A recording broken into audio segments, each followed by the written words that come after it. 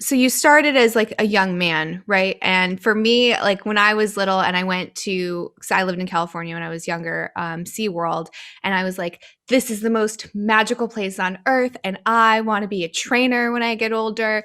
Um, that back then you could pay extra, and now like after all of these documentaries and stuff come out, you're like, holy shit, this is crazy. But you could pay extra, and after the show, you could actually go in the tank with Shamu. So I must have been like 5 or 6 or something. And my mom thought she was being the best mom in the world and paying for this extra thing. And I literally put her baby in a tank with Shamu. So now you see these documentaries of these, these captive animals that kind of break, right? Because of their living situation. You're like, that's the most dangerous thing that you could have done. And they knew that going in. But there is like there was an allure back then because there wasn't a lot of voices coming out and there wasn't a lot of footage. So you probably went in and you were like, this is such a cool experience. Like not a lot of people get to be so close to these amazing animals. So how did you go from that and then having like a shift and saying, wait a second, nothing is really making sense here? So it should be noted, I started my job in 2000. I would have been 22 years old. I'm from a small town like Welland, which is in the Niagara region, which even if you put the entirety of the region, it doesn't even compare to anything like California. In fact, all of our province doesn't. So I'm from a very small place, but be it because it's Niagara Falls in the summer, a lot of tourism, like millions of people will descend onto Niagara. So that's what made Marineland such a big success. So the opportunity to be working in this environment in a small town is kind of super unique, right? But it wasn't something I aspired to do. I just sort of, my education was in music and at the time what was called multimedia production, which is, I mean, forget about it. That's a dated term, but nonetheless, I could do some music production and whatnot. So Marineland sort of liked and the only reason I applied was when I was trying to figure out what it is that I wanted to do and make sense of it. Working in audio engineering in the big city, and the biggest city near us was Toronto, and that was an hour and a half's drive. Rent on a full-time basis and living in Toronto, I couldn't find the opportunity. So suddenly there was this, this ad in the paper to work with marine mammals. I'm like, okay, I'm going to do this. I had no ethical qualms at the time. This was a celebrated industry. In fact, I assumed going in that there were things I would probably like or not, but I had no real expectations. Again, it wasn't like a big, lifelong dream for me. Although, as a kid, I do remember going to Marineland, of course, and I had positive memories. My first memory is recollection, of course, is showing up on my first day. There was a lot of people.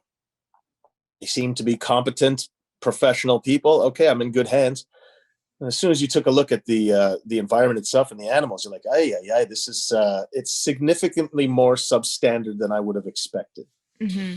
But because I'm a 22-year-old kid on day one of my job, I'm not going to open my mouth.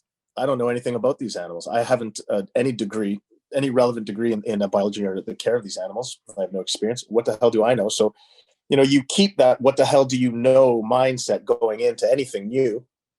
And my very first day, I was on my hands and knees actually scrubbing orca blood off an arcade floor. If you can sort of wrap your mind around that, it's kind of if you look at it, it's kind of a powerful notion, an arcade floor with orca blood on it. But Yeah, wow.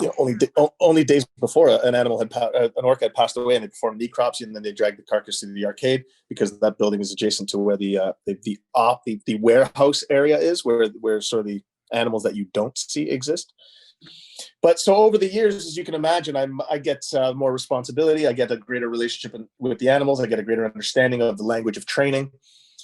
You just become more comfortable with it. Marineland for me felt like a home because it was a young, dynamic crew of people you're working with, and you're out partying on Thursday nights, and you're just having a good time all the time. Or at least you're trying to. And even in my experience, for as awful as things were, on the worst of days, it was your friends that you counted on, and it was their shoulders you leaned on, and we all sort of had a perfect level of crazy that you needed to do this job. But the closer you got to making relations or decisions for the animals, you found yourself fighting management. You start to realize that there's a bottom line, and there's and there's the care for the animals. And if I'm going to be the voice for the animals, then I don't negotiate that. That's not my position to take. So I could give a shit whether or not it makes sense to make money if I think that the animals need a rest for one day out of the 7 that they work. So as I got closer and closer to the top, it started to be evident that this was more a industry profit. And, this is without even attributing what happened to me and the walrus. I mean, we haven't even gotten into the fact that I was only 6 years into being a trainer when I met a walrus that would eventually believe that I was her mom. So you can imagine the conflict in leaving that and being a voice for. So my journey was just conflicting and longer than it should have been. I would have liked to have left a lot earlier, but circumstances were such that it wasn't easy for me to leave.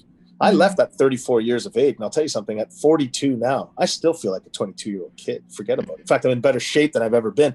Unbeknownst to me, working over there had compromised both some mental health and some other physical problems I had.